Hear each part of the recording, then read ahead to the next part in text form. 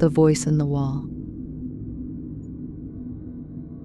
16-year-old Zoe first heard the voice on a quiet, rainy night. She was lying in bed, trying to fall asleep, when a faint whisper drifted through the wall beside her. At first, she thought it was just the wind or maybe her parents downstairs. But the voice was soft, persistent, and unmistakably human. "Hello?" Zoe whispered, pressing her ear against the wall, listening carefully. "Hello," the voice whispered back, barely audible. Startled, she pulled back. She lived in a small house with her parents, and there was no one on the other side of that wall. It led to the attic, an old, unused space. Curious, Zoe leaned in again. "Who are you?" she asked, her voice trembling. "I'm a friend. I've been here a long time," the voice replied.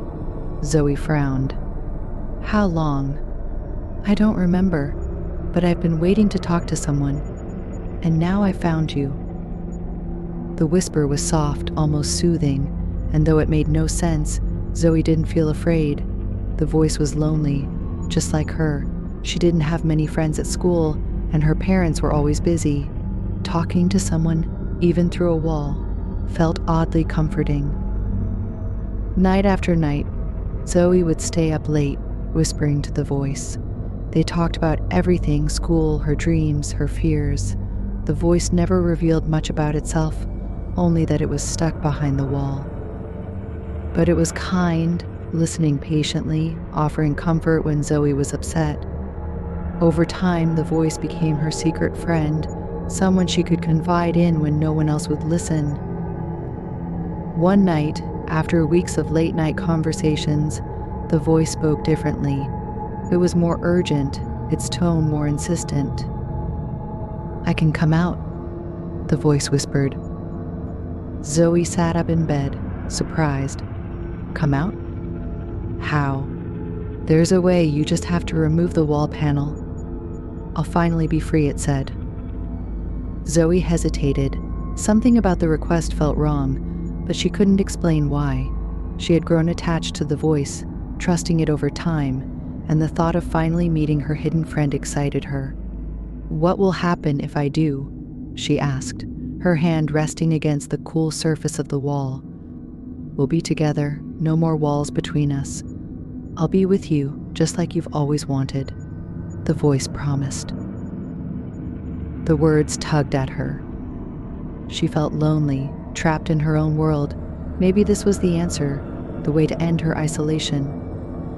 Taking a deep breath, Zoe climbed out of bed and grabbed a screwdriver from her desk drawer. She hesitated one last time, but the voice's whisper coaxed her on. "Don't be afraid, I'll be waiting for you," it said softly. With trembling hands, she pried the edges of the wooden panel, pulling it loose from the wall. Dust fell as the old wood gave way, revealing a small, dark void behind it. Zoe leaned forward, peering into the space, expecting to see something, anything, on the other side. But there was nothing, no hidden room, no secret passage, just an empty, gaping darkness. Confused, she reached out her hand, but her fingers met only cold air. "Where are you?" she whispered, her voice shaking. "Look closer," the voice whispered from the void. Zoe hesitated, but something compelled her to lean in further. As her face neared the darkness, something caught her eye, a glint of light, a reflection. She squinted, her heart pounding, and realized with growing horror what she was looking at. It was her own face. Not her face as it was now, but a terrified, wide-eyed version of herself, staring back from the void. Her reflection looked pale and twisted, lips parted in a silent scream, eyes filled with fear she hadn't yet felt, but would. She stumbled back, dropping the screwdriver, her breath coming in shallow gasps. "Come closer." "I'm almost out," the voice said, no longer soft. It was hungry now, eager. Zoe's eyes darted back to the void. The reflection of her face was still there, but it was different now, distorted, twisted in ways that didn't make sense. Her own eyes seemed to glow, her mouth curling into a grin that didn't belong to her. Panicked, Zoe scrambled to put the panel back, shoving it into place as the voice hissed from the darkness. Her hands shook as she forced the panel into place, her heart racing. The whispers continued, muffled now, but still there, scratching at the edges of the wall.